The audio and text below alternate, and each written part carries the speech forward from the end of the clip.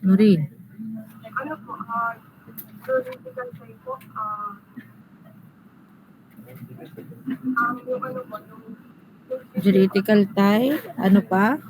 yung ano po, yung giving or not doing of something po. Ano pa? Okay. No, so we have the juridical tie or vinculum, the prestation, the active subject, which is also called as the oblige or the creditor. We also have the passive subject or the obligor or the debtor. No. Chrismel, Jane. Okay? So, ano-ano daw based sa ating included sa ating Civil Code, no, Article 1157, dito nakalagay yung mga sources ng ating obligation. Can you enumerate those sources? Loss, quasi-contracts, acts, or omissions punishable by law than quasi-contracts. Okay, so we have the laws, contracts, quasi-contracts, delicts, delicts or crimes, no, and then quasi-delicts. Okay.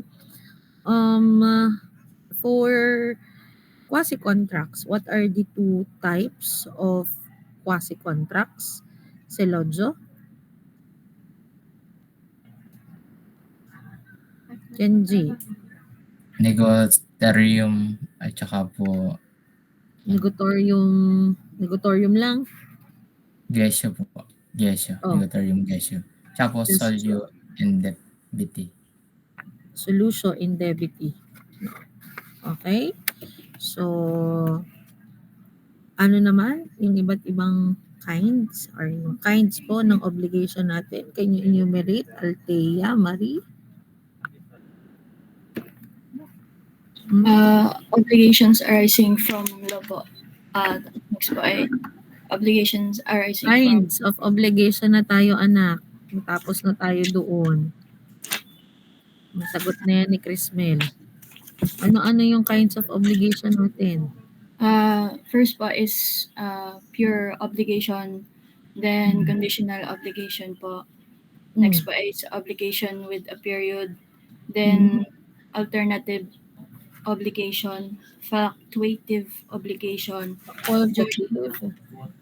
joint obligation, solidary obligation, divisible and invisible obligation. Indivisible Obligation, obligation with penal clause po. Okay. Sige. Nahalail. Okay? So, under ng ating conditional obligation, there are two types. The suspensive and the resolutory. Under ng suspensive condition, we have 5 different cases na kino-consider. No? So, can you give one case po under the suspensive condition?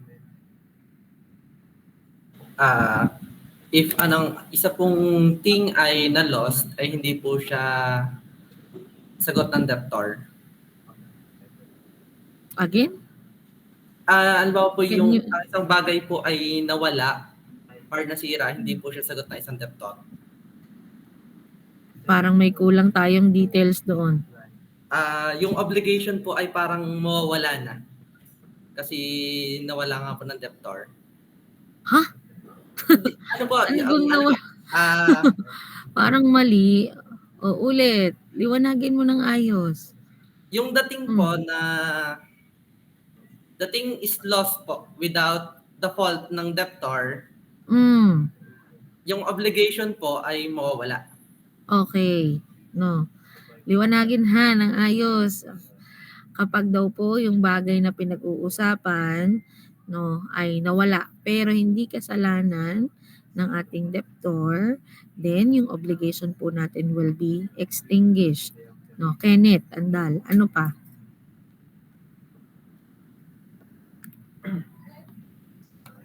Pag ano po ma'am, kapag po may kasalanan po yung debtor,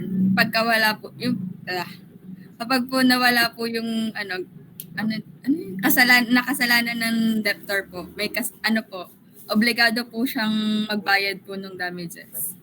Okay, no. So if in case naman na yung pinag-uusapan natin, which is our obligation, ay nawala.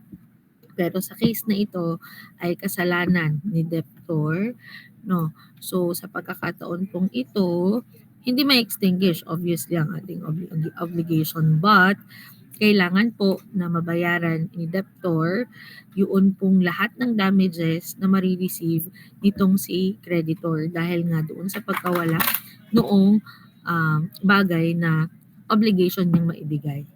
Okay? Trisha, ano pa?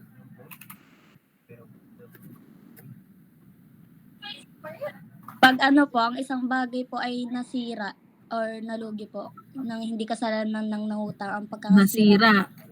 Nasira, nalugi? Loss. Yung loss po ng debtor, hindi po kasalanan ng nangutang, ang pagkasira. Hindi po dapat pasanin. Hindi po dapat pasanin. Prince, palinaw naman nung sinasabi nitong si Trisha. Ano po, pag po wala pong kasalanan yung debtor, yung Ano bang kasalanan Yung niyan? Ano bang nangyari doon sa bagay na pinag-uusapan? na-deteriorate po, Anong ibig sabihin pag sinabing nagkaroon ng deterioration? Pagdating sa ating, halimbawa, if we are talking about physical property law, anong ibig sabihin noon? na damage po. Pag na-damage, Kapag yung bagay- anong nangyayari?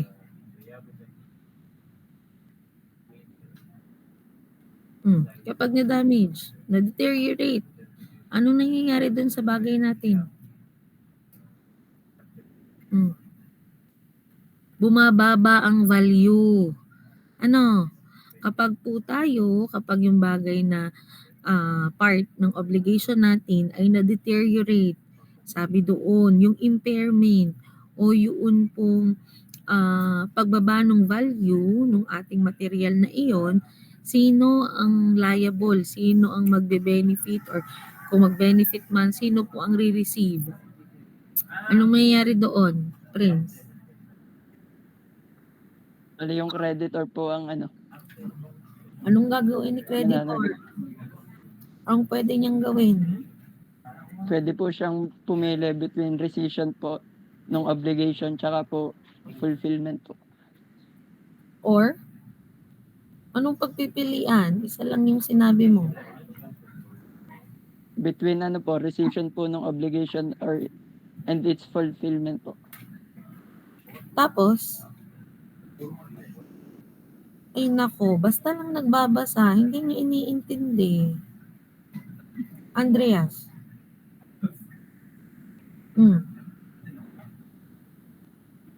Yun po, bali kapag po halimbawa ay nagkaroon nga po ng deterioration dun sa bagay nga po na kumbaga ay obliged po na ibigay nung debtor, pero dumating nga po na gano'n na, may sira na.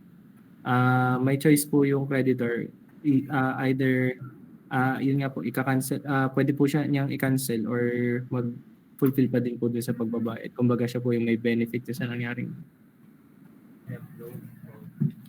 Okay, no. So, sunduan ko lang yung sinabi ni Andreas, no, ni Prince din naman, na kung halimbawa na yung bagay na pinag-uusapan natin ay nag-deteriorate, no, so sa case na iyon po, dalawa ang possible na maging option. Either magkaroon ng rescission ng obligation, ibig sabihin hindi na natin itutuloy yung obligation, hindi natin tatanggapin yung bagay na pinag-uusapan. Or pwede rin naman i-fulfill siya, pero kailangang bayaran ni debtor yun pong mga damages na, kumbaga, kulang kasi bumaba na yung value Kung pag-uusapan natin sa amount ng money, kung halimbawa ay nagasgasan, 10,000 din yung gasgas na yun. Lugi si creditor ng 10,000. So sa case na iyon, pwede po na ituloy, pero babayaran ni debtor yung damages na na-receive ni creditor. Maliwanag po. Ano pa yung sunod na case? Crystal?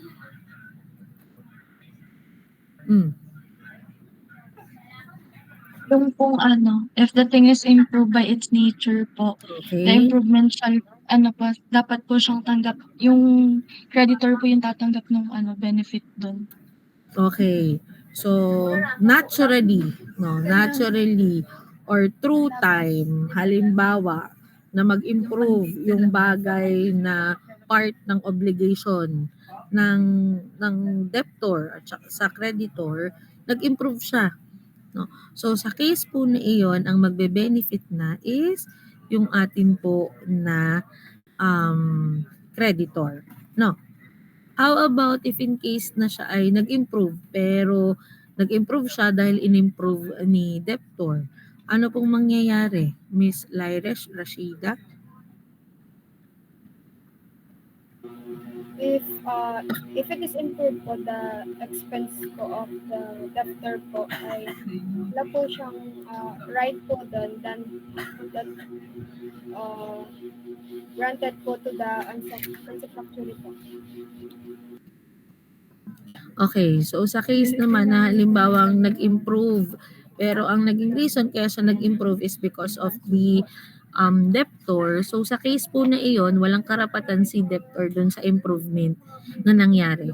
Only, yun lang pong inaalaw ng ating usufructuary or kung sino yung may capable, no, or nag-hold noong responsibility or kumbaga kung sino yung mismong may-ari, kung ano lang ang inaalaw niya, ay di yun lang po ang pwedeng ma-receive or magamit ng ating debtor, no. But eventually in general, no, wala pong karapatan doon si debtor kahit pa siya ang nag-improve noon.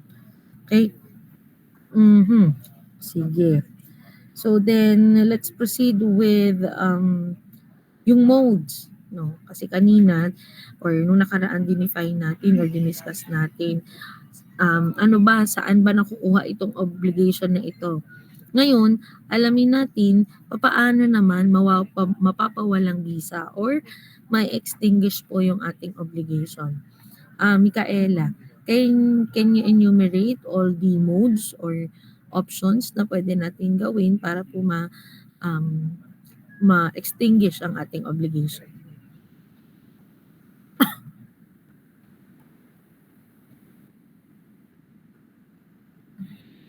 Okay. Okay. Mm. Mm. Hmm.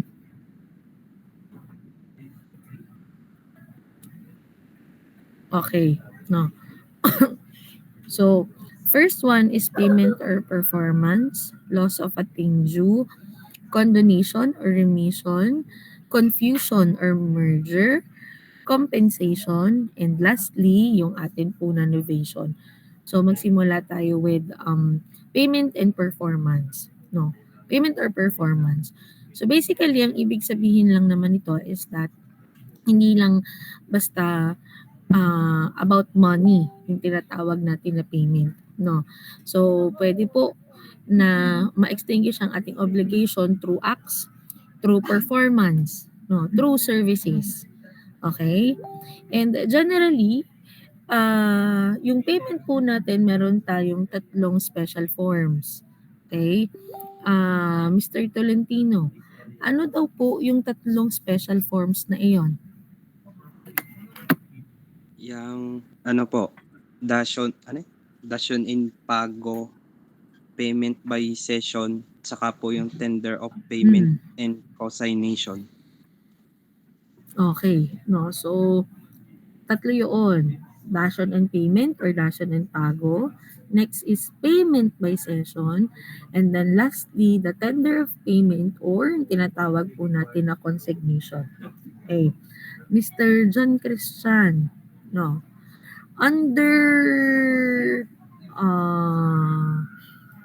dashon and pago or dashon and payment, anong ibig sabihin daw po noon? Yun po yung pagbabayad po ng utang na yung ibabayad po ay bagay po na katumbas. Yung bale po hindi po pera yung ibabayad, yung katumbas po na halaga na yun. Okay. So maliban katulad ng nabanggit kanina, no, maliban sa money, no.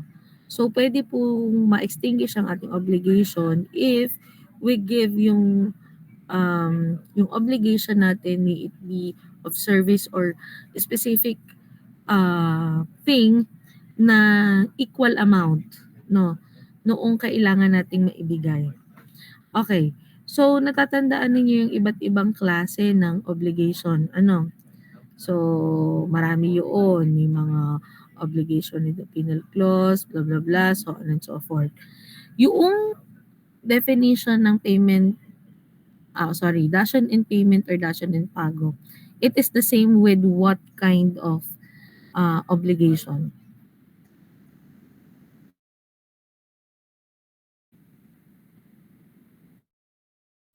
Hello po. Obligation po ng penal clause po. Penal clause ba? Penal clause ba yun? Sabi doon, pwede tayong mag-substitute ng ibang bagay na same amount. Miss Sigalat, ano yun? Ma'am, facultative obligation po. Facultative ba? Or alternative obligation po. Okay, actually that is alternative obligation, no. So kasi doon sa isa, yung sa facultative, digay napakarami doon na anong tawag dito. Marami ang ating prestation. Pero yung mismong ibibigay ay isa lang. Tama ga nga? Pero yung alternative, yun po yung pwede tayong mag-substitute, no, in line with the actual obligation. Nagigets ga?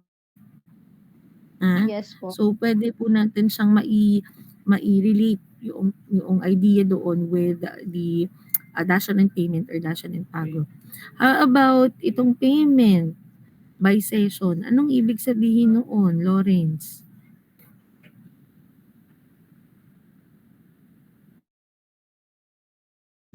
Ma'am, sino pong Lawrence? Rosales. Ang payment by session po ay consists of the assignment of all the properties of the debtor to his creditors in order that the same may be sought by the creditors to satisfy their credits po. Anong ibig sabihin noon? Kapag sinabing payment by session, pag session, anong term ang pwede nating magamit pag sinabing session? Ha?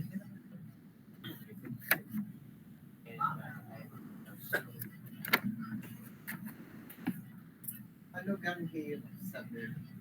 Ang gusto lagi ni Ano? Yung mga plan. Zeki. Pilit ako pinag-isip.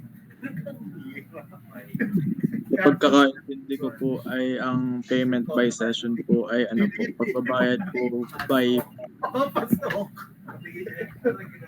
payment po mismo. Ano daw? Payment po mismo? Properties po ang iyong ibabayad imbes po pera po. Okay, so pag sinabing session, no, it is related with the term assignment, no. Si debtor, nag-a-assign siya either, sabi nga nitong si Zeki, it's either bagay or property, no, doon sa kanyang creditors, no. Bakit daw? Bakit siya mag-a-assign ng mga iyon? No, bakit kailangan niyang mag-assign? Anong reason? No. And kasi pagdating sa session, meron tayong dalawang klase. Sabi, pwede na voluntary, pwede rin naman na by the law. No. Bakit? Anong reason? Ikaw ay nag-a-assign, no? Ikaw ay nag-a-assign ng mga property, ng mga bagay, no? Because you are in what state? Mr. Cueto. Kaya po nagkakaroon po ng ganun ay yung ililipat po yung mga ari-arian po doon sa pangalan po ng pinagkakautangan upang maibenta po. Tapos yung pinagbentahan po, yun po yung gagamitin para mabayaran po yung kanyang utang. Bakit nga? Bakit kailangan ng debtor na mag-assign? Ibigay na lang yung property. Anong reason?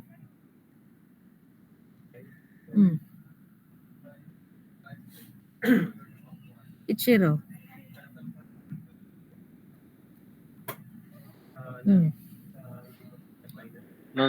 Nag-choppy lang po ano po yung from where po. Doon na lang sa nakapakinig, Javi. Ma'am, dahil insolvent na po yung debtor. Okay. So, wala No. na po siya. Dahil po, nasa state of insolvency na ang ating debtor. No, so pagkakataong yun, pwede po siya na assign. No. Halimbawa, ako'y nangutang kay Andreas. Wala na ako kahit na anong pera, kahit sa aking bank account, wala nang laman. Pero ang meron lang ako ay yung bahay at lupa na tinitirhan ko. No. Pwede, no, na para mabayaran ko siya, I will be declaring that I am insolvent, hindi ko na kaya, and that I am assigning yung property, yung lot, na sige, sa iyo na muna are. No. Sa iyo na muna kung gusto mong ibenta para mabayaran ko yung pagkakautang ko ay di sige. No. Okay? So katulad nung nabanggit ko kanina, yung pagiging insolvent ay hindi naman yun basta-basta. Hindi siya basta-bastang sinasabi na insolvent lang. Pero unang case natin ay pwede na voluntary, no? Na voluntary yung anong tawag dito? Voluntary yung session natin, yung pag-a-assign natin. Pero yung assignment na yun ay nakadepende sa ating creditor kung i-accept niya. Halimbawa, ako nga, may utang ako kay Andreas. Sabi ko, Andreas, ay ako insolvent, wala talaga akong mabibigay. Ay, are na muna ang bayat lupa ko, i-assign ko na. Sa iyo na muna. No, sa iyo muna ito. Sa iyo na. Kumbaga. No. So, once na mag-approve itong si Andreas, no, si Mr. Esguera, then, yun yung pwede nating masabi that it is a voluntary session. No. Kasi may consent nag-consent itong si creditor. While the other one naman is, ito po yung klase ng session na kailangan munang ma-approvean or kailangan initially dadaan muna tayo sa korte at ma-approvean ng korte na talagang ikaw ay insolvent. Kumbaga sa voluntary, ang nag-decide na lang na siguro insolvent nga siya, si creditor na, kaya siya ay nagbigay ng consent. Pero dito sa case na ito, ang korte po ang nagsasabi na ay insolvent ka talaga. Kaya okay, pwede kang mag-session. No, pwede kang mag-proceed with the session. No. So in line with that, yan po ay nakaangkla dun sa tinatawag natin na insolvency law. No, so maaari dun sa part na iyon may mga items na kailangan muna na ma-qualify ang ating debtor para masabi na talagang siya ay insolvent. Okay po. Sige. How about yung tender of payment and or consignation po? Bakit sa form na ito pwede pong ma-extinguish ang ating obligation? John Lawrence Marasigan.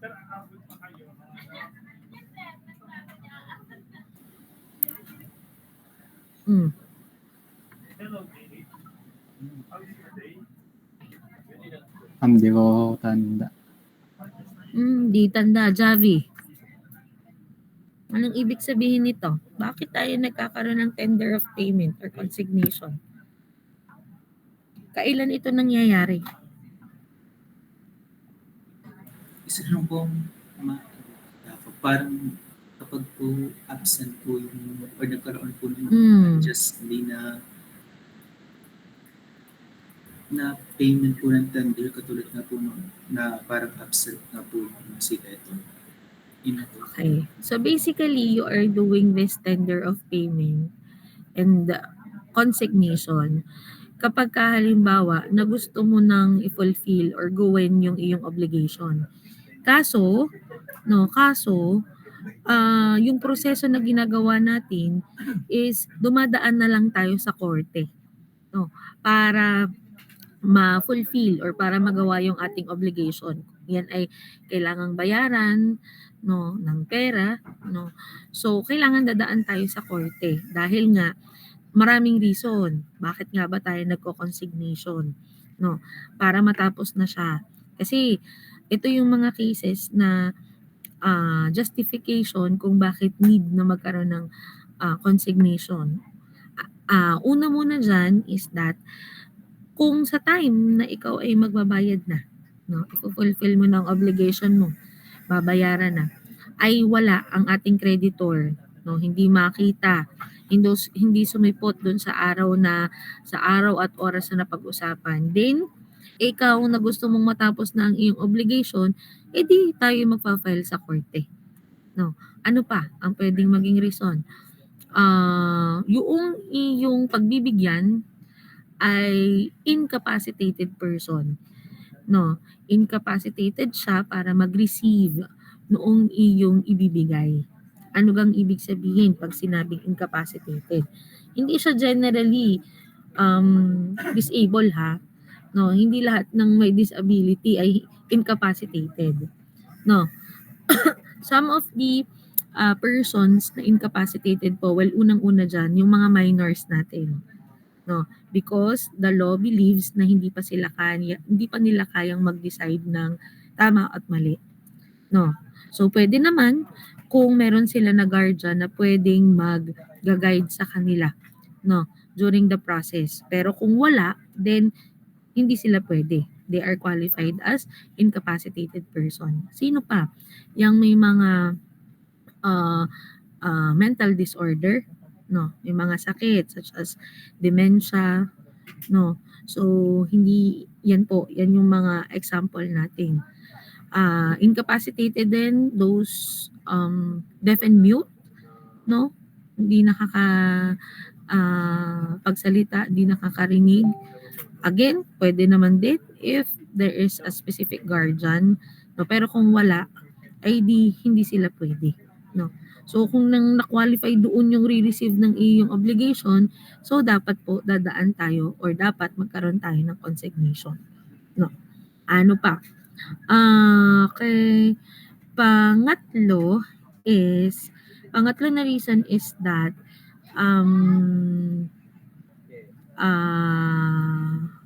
okay, naghang ako. Yung pangatlong reason po is that kapag daw i-fulfill mo na yung ating obligation, ay dalawa at marami pa ang nagki-claim. Nagki-claim na sa kanila dapat ibigay yung ating obligation. Halimbawa ay ako bumili ako ng lupa.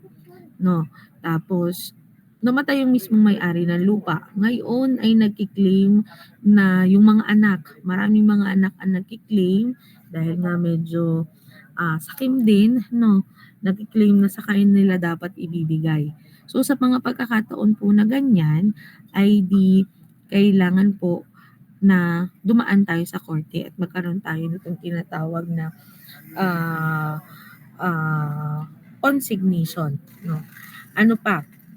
Pwede rin po na reason for consignation is that during the time na ikaw ay magbibigay na, kung hindi may pera, magbabayad ka na, fulfill na ang ating obligation, ay hindi magbigay ng receipt. May it be acknowledgement receipt or official receipt yung atin pong pagbibigyan. So, syempre, yun kasi ay reason kasi diga ang official receipt or yung atin na acknowledgement receipt, yan ay proof na talagang nag-comply ka na. Nagawa mo na kung ano ang obligation mo. Pero the fact na walang ibigay ang iyong creditor, yan po ay isang reason para tayo ay mag-file ng consignation. Okay? And then yung last po is that dapat daw po yung ating anong tawag dito, yung last natin dyan is that kapag halimbawa na yung titulo ng ating naging kontrata, no, ng ating obligation ay nawala, no.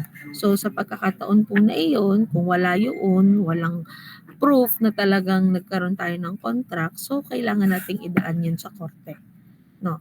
So again, that is one of the reason po of or justification of the consignation. Okay? So ulit nga, Reginald, andyan ka ba? Hindi po. Oh, pwedeng makikiulit ng lahat ng mga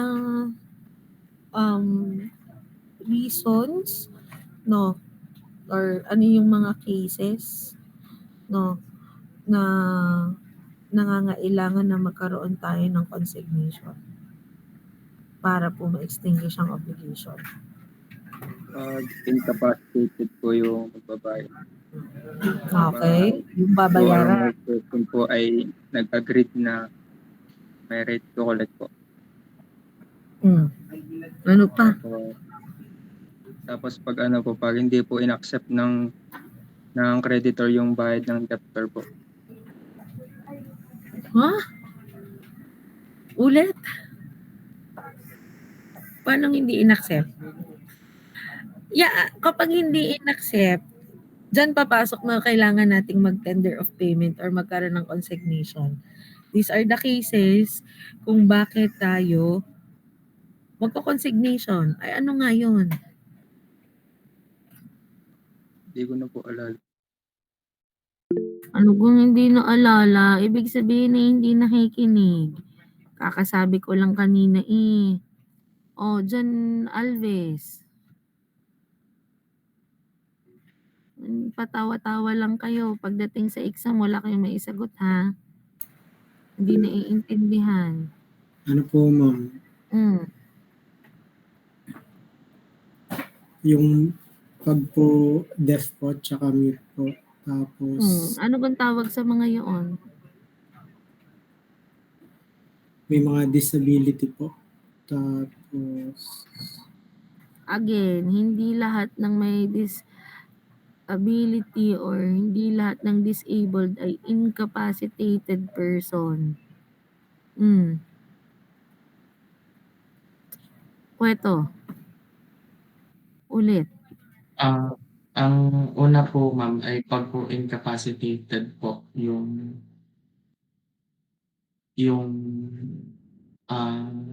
tatanggap po ng bayad.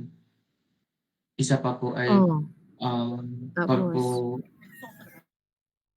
pag po yung nagpapautang po ay wala or hindi kilala or hindi po siya nagpapakita sa lugar po ng pagbabayadan. Tapos pangatlo po ay kapag po tumanggi po siyang magbigay ng resibo. Since sabi niyo nga po yung actual receipt po or yung resibo po ay patunay po na nag-comply po tayo. Pang-apat po ay kapag po may dalawa po or higit pang tao na nagki-claim po na sila po yung sumisingil ng utang. Tas isa pa po ay yung pag po nawala na yung kasulatan po or yung titulo po. okay. Ayun po.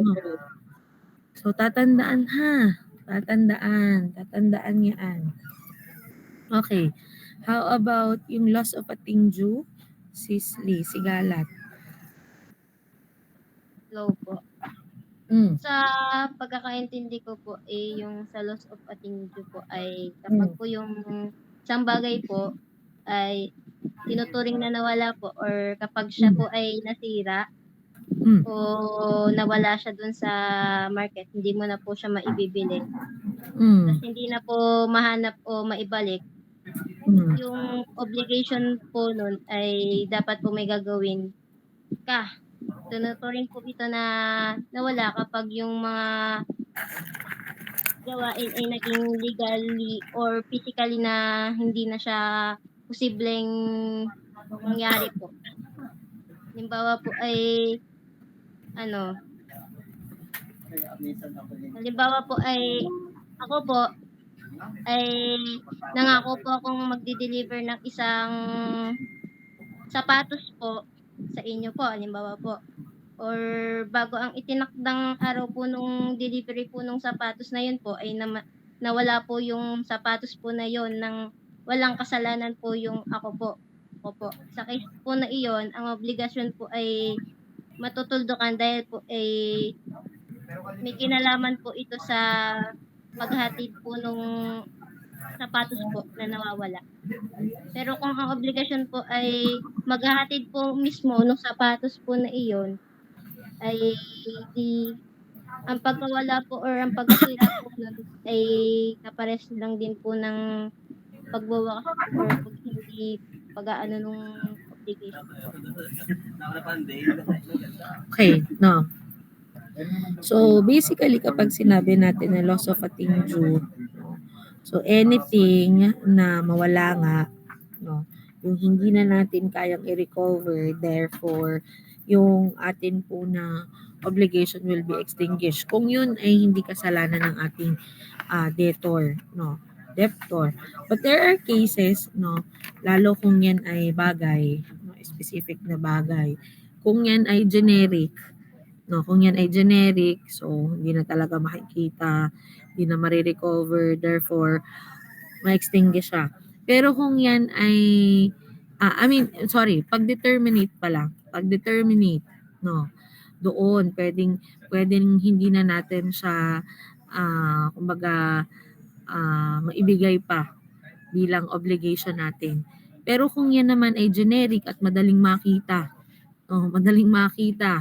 madaling makahanap, so kailangan pa rin po nating ma-fulfill yung atin pong obligation. Kailangan natin siyang maibigay. No. How about yung condonation or remission? Anong ibig sabihin noon, Noel?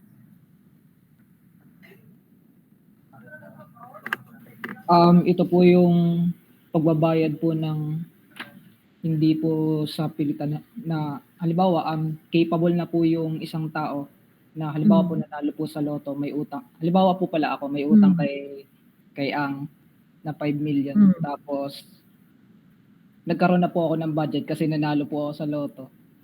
In-announce po ngayon ni Ang na ako daw po ay magbayad na ng whole.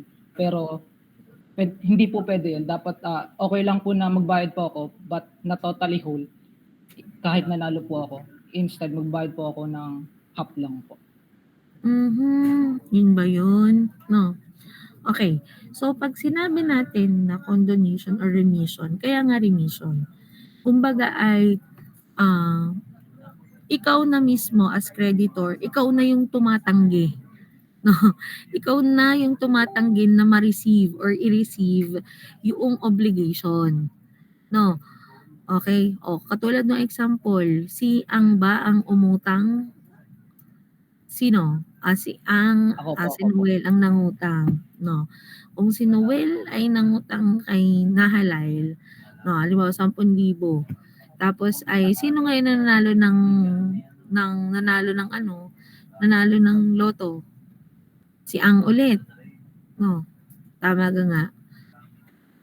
Halimbawa, si Mr. Ang ulit ang nanalo sa loto.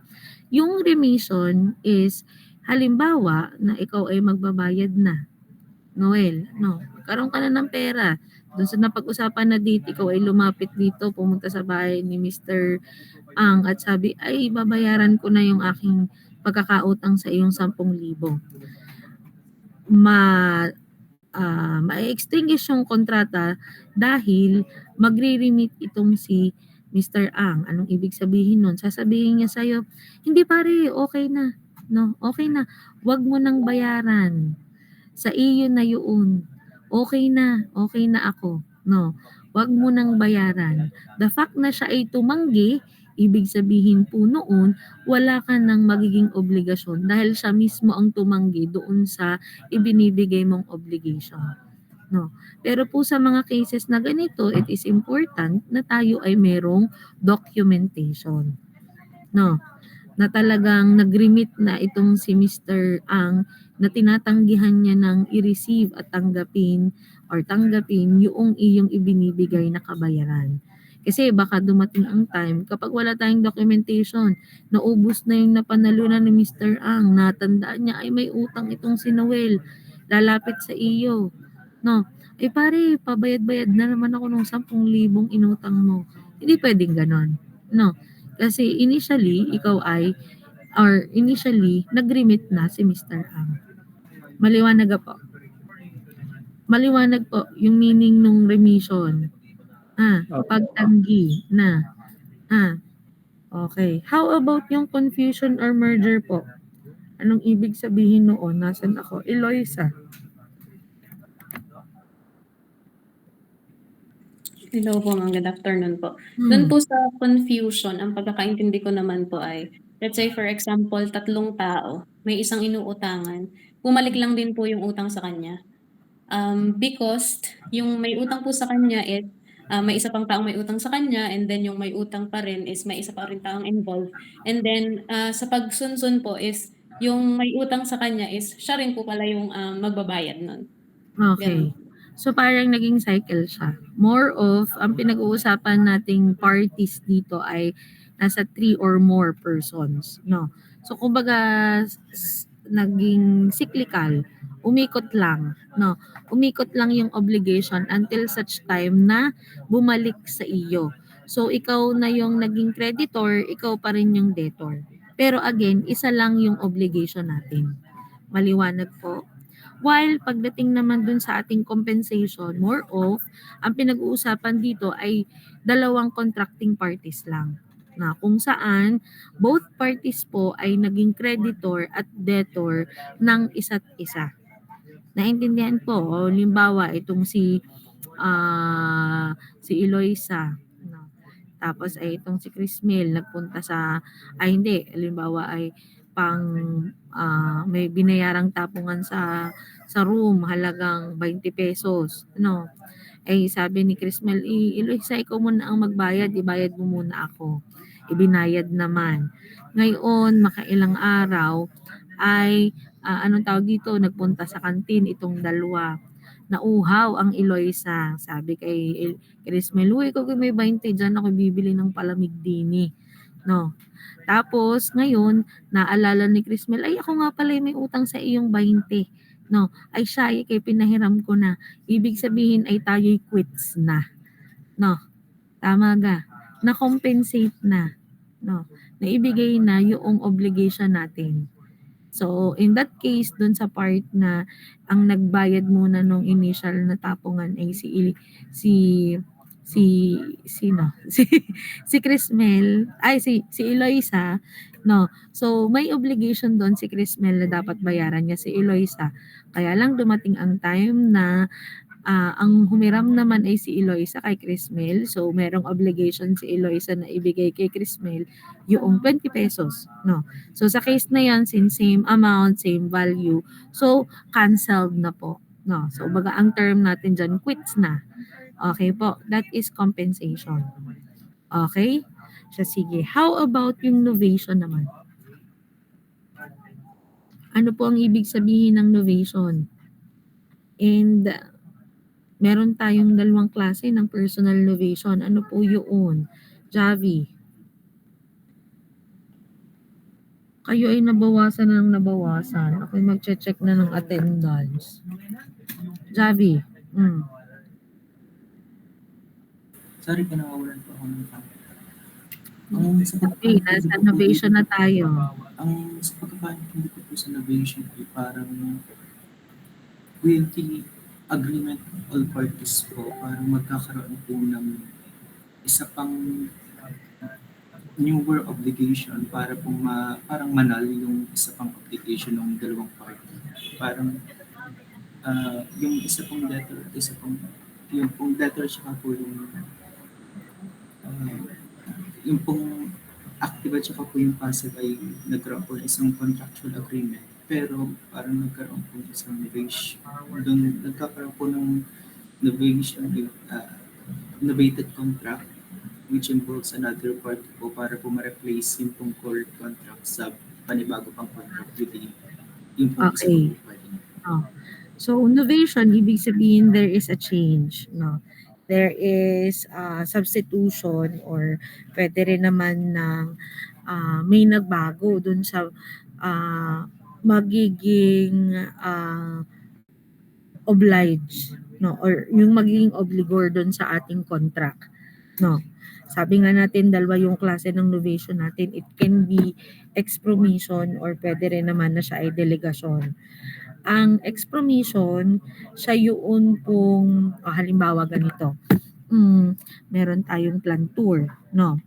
Diba, may plantur. Ang cost ng plantur ay nasa 6,000. No, halimbawa itong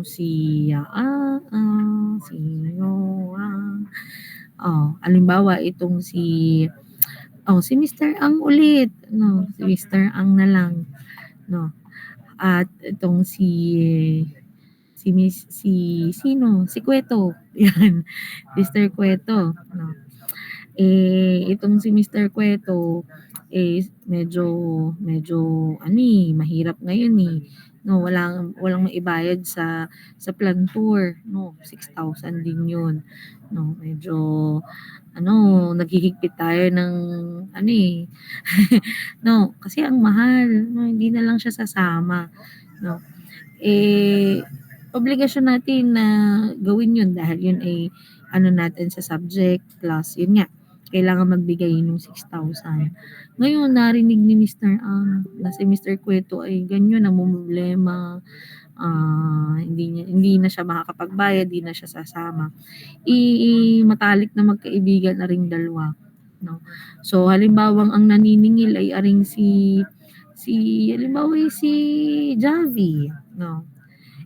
Ngayon, sabi ni nahalal din ni kay Javi, ay, uy Javi, ako na lang ang magbabayad nung kay Cueto. No? Ako na ang bahala. No? Ako na ang magbabayad sa kanya. Kahit hindi alam ni Mr. Cueto, okay? Kahit hindi niya alam na babayaran pala ni Mr. Ang. No?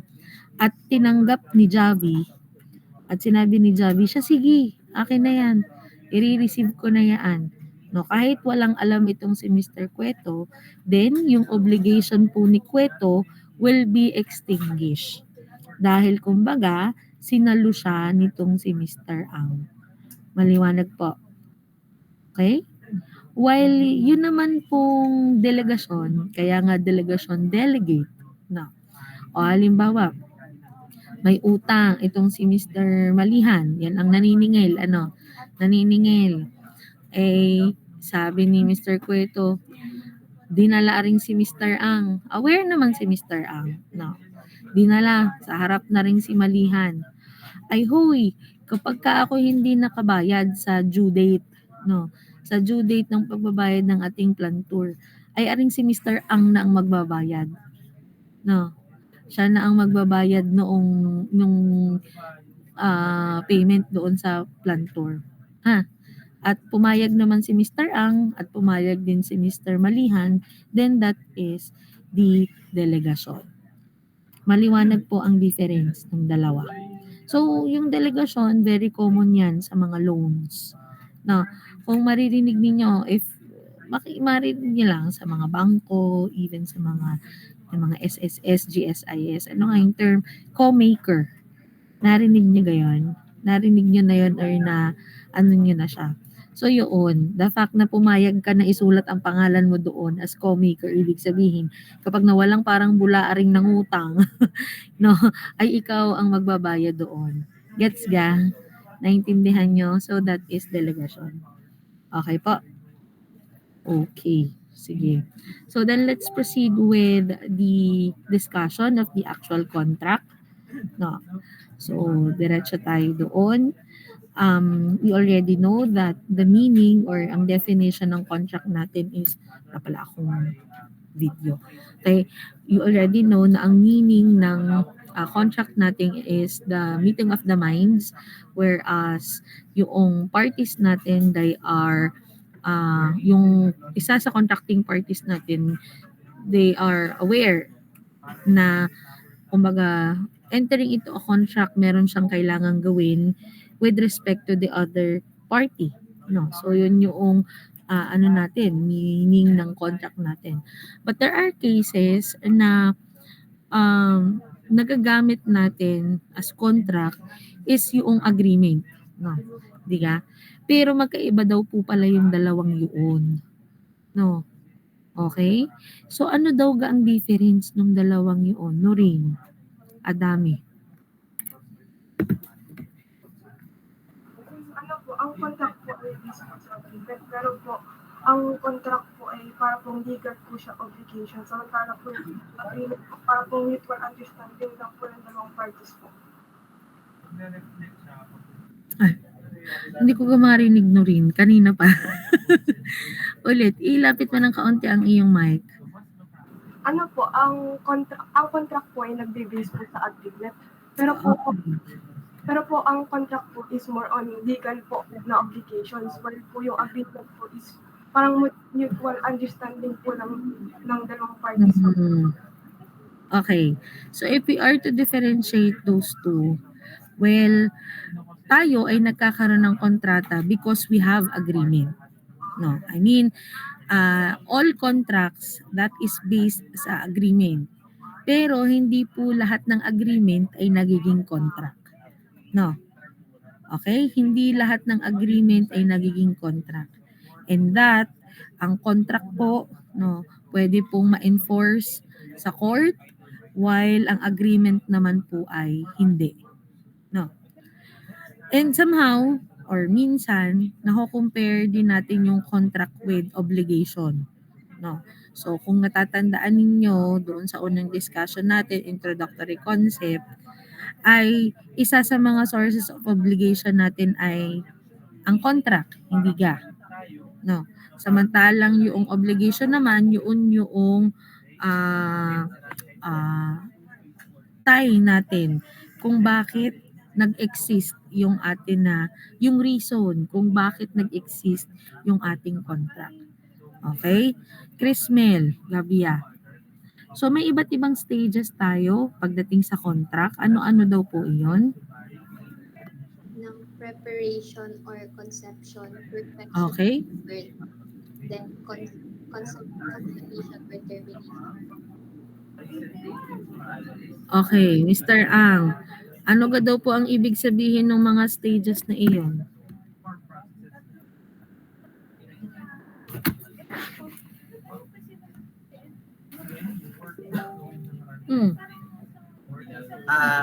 Ma'am, based for my understanding po, ang preparation po ay yung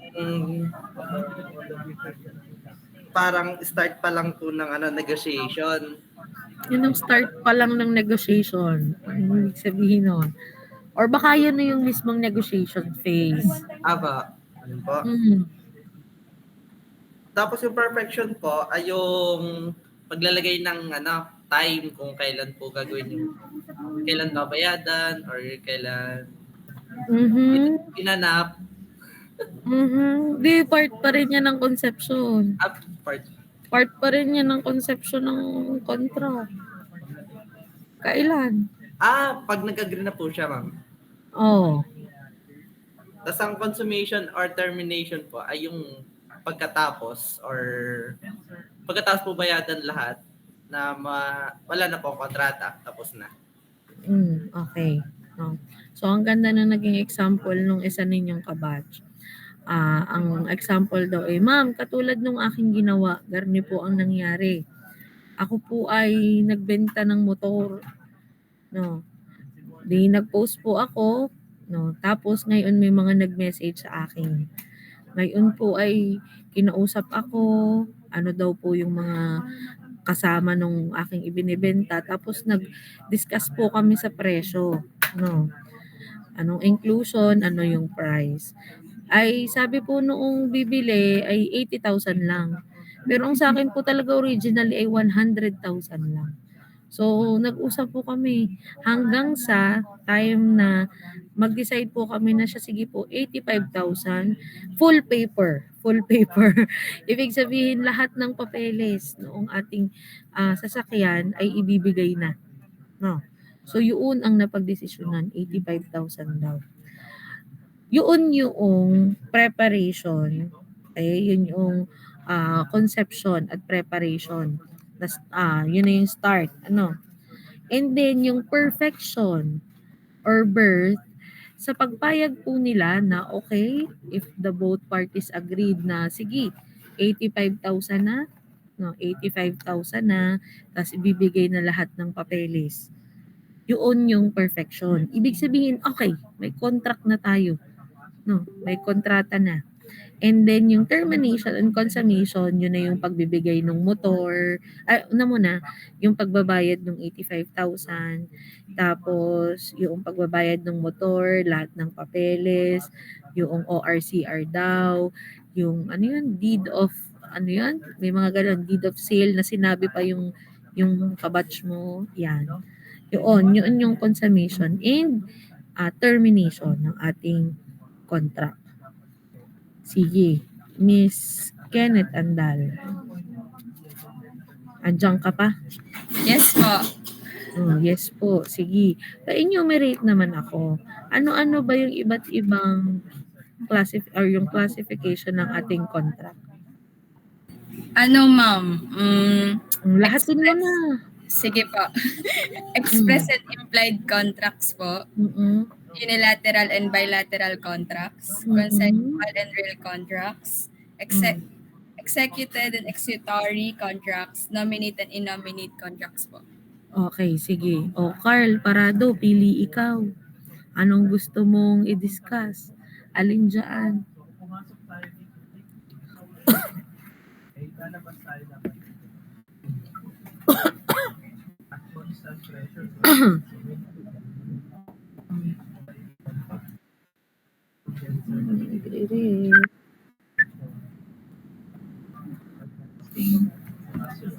Ano, Mr. Parado?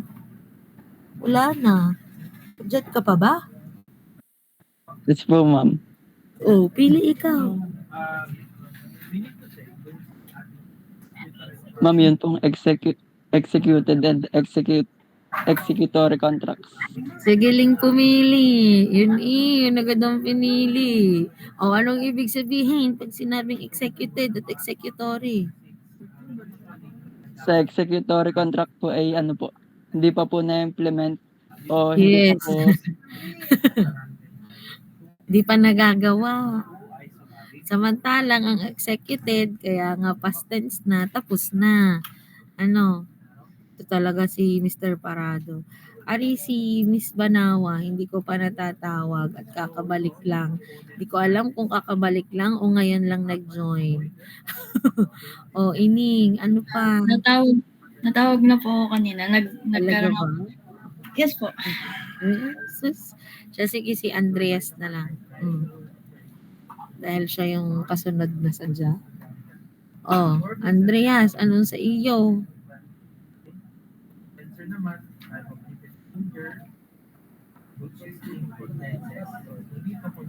Yun na lang pong unilateral and bilateral contract. Anong ibig sabihin niyang unilateral at bilateral? Kumbaga dun sa pag unilateral po, sabi po daw ay only one of the parties has an obligation. Kumbaga po ay sa kontratang yun, yung isang bawa po ay sa pagbabayad na lang po kunwari. Kumbaga yung ako po na nangutang, kumbaga ang kontrata po ay towards sa akin na kailangan bayaran ko po yung nautang ko. Yung kumbaga pa ganun po, unilateral po. Pero pag halimbawa naman pong ang kontrata ay bawa po sa trabaho na ako po ay kailangan tatrabaho, tapos kaakibal po nun, pasesweldoin po ako halimbawa ng 10 milyon isang oras, di yun po. Wow! Laki naman. Sana Bilateral na po. Okay. No. So basically, kapag sinabi natin, katulad ng nabanggit mo, Andreas, kapag unilateral, isa lang yung obligation. very common sample of this unilateral contract is like yung donation, no? 'Di ba kaya nga siya sinabi na donation kasi wala kang hinihinging kapalit, no? Okay? So, isa lang yung may obligation in that case, yung magdo-donate lang ang magbibigay, no? That is his obligation. While the bilateral, yung very common natin na nangyayari, like for example, contract of sales, diga?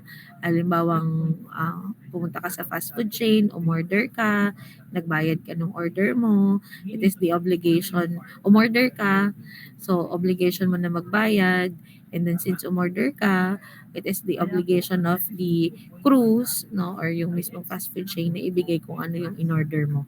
So that is bilateral. So ibig sabihin, pag unilateral, kaya nga isa lang yung obligation, bilateral, ibig sabihin ay dalawa. Okay po. Alin pa? Zarlene.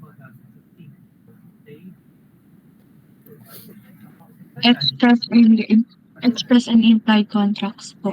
Kapag express po, yun po ay yung through written, words po written or verbally. While yung isa naman po is nagdedepende na po siya dun sa behavior na po na kinakonduct ng both parties.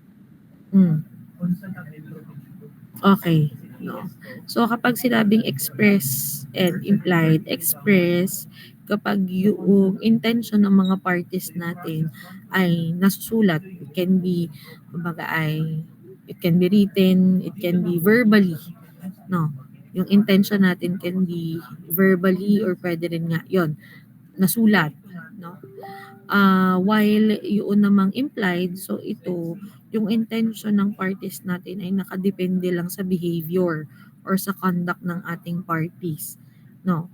Like for example, well, madali naman yung sa express kasi if that is a written contract, then we can say that it is a express contract. Pag implied, halimbawa dun sa motor na sinasabi, hindi sumagot, walang kasulatan, hindi man lang nagsalita na bibilhin, no.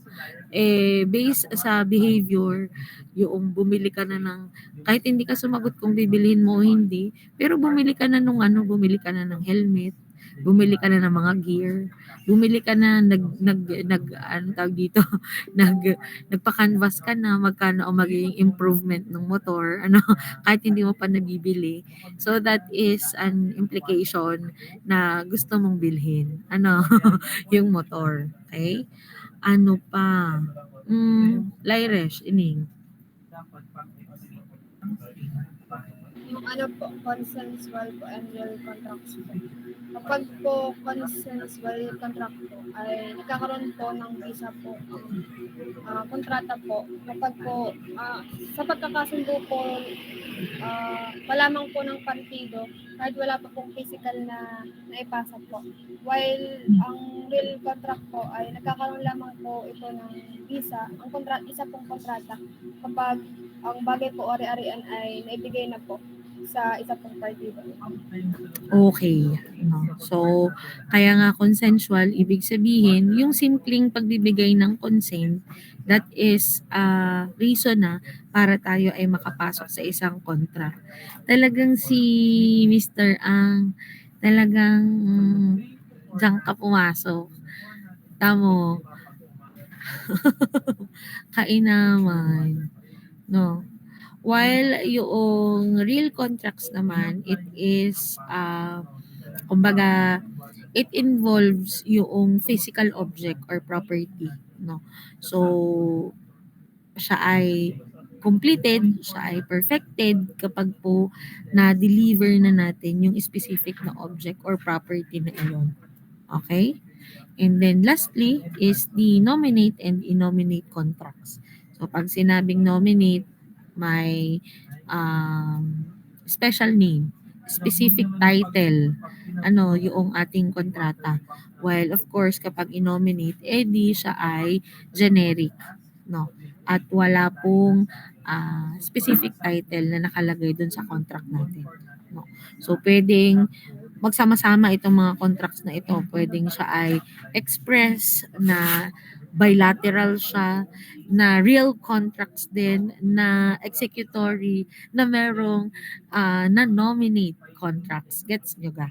So, pwedeng lahat ng aspect ay nandoon sa kontrata natin. No. Okay po. So, actually, other two sections, dito kami natapos. So, ikat ko na lang din dito para sabay-sabay tayo. No? So, since dito tayo matatapos, hanggang dito ang ating midterm examination. Okay po. Ha? So, hanggang dito po ang ating midterm examination. And hindi ko pa masabi sa inyo kung ano yung specific na date, kung kailan, but we will be posting it before naman matapos ang linggong ito, kailangan na para kayo makapag-aral na. But ang masasabi ko lang, need nyo talaga mag-aral because hindi na siya katulad nung dati na pa isa-isang subject. No, so possible 2 to 3 subjects per day. So you really have to study. So mag-aral na, mag-advance study na kayo. Ano? Okay po. Ngayon pa lang ay mag-aral ng mabuti. Dapat nga ito nga, simulan nyo na para hindi nyo na ito masyadong pakaisipin sa susunod na araw. Okay po. Kaya kayo sinasabihan ko na. Okay? So kung wala nang, may question pa ba? Concern, clarification? Kailan po kaya release ng skin? Within this week nga, hindi ka nakikinig. Ala, si Andreas Loco. Ay, siya kayong dalawa sa akin. Mag-check muna ako ng attendance dahil nag-alisan na yung mga kaklase ninyo. Mga pakita lang. Tapos hindi naman Lopez, Hasmin. Andyan ba to? Ay, O3 pala to. Sorry. Ang section nyo, O6. O6. O5. O6. Si Noel. Nandito si Noel. Present. Hakuda. Wala na. Wala si Hakuda. Okay, 3:10. 2025. Tolentino, Ron Rainier. Present po. Nandito. Okay, dating Ginoo, John Christian. Present po. Okay. Echage, Jenna. Wala. Okay, so ang usapan na natin ngayon ay 5 ha. Pagdating sa attendance, Abel Gos. Lance? Wala din. Sige. Okay. Dimaano, Eloisa, andito. Dito ba? Ayun. Panawa, Altea. Okay. Alves, Inigo. Yun, si kakadating lang. Alves. Present po. Okay. Parado? Present po, ma'am. Okay. Ubeda. Ubeda, wala din.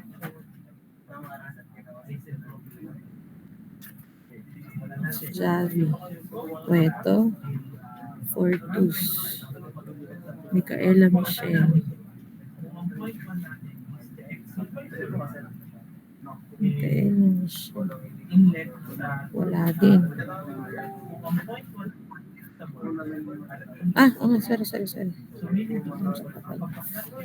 Si Andaya, andito. Reginald, andito. Esguera, Rosales, Calapre, andito. Si Trisha, Manzano, wala ito. Laires, Sigalat, wala ito. Marquez, dito, Adame, Gabia, Selogio, Zeki, Pajuelas, wala. Gwyneth Altea, wala.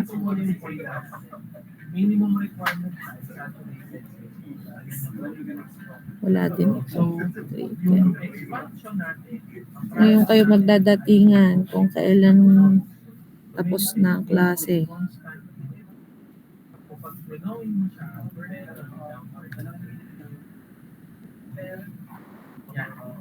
Vertically downward.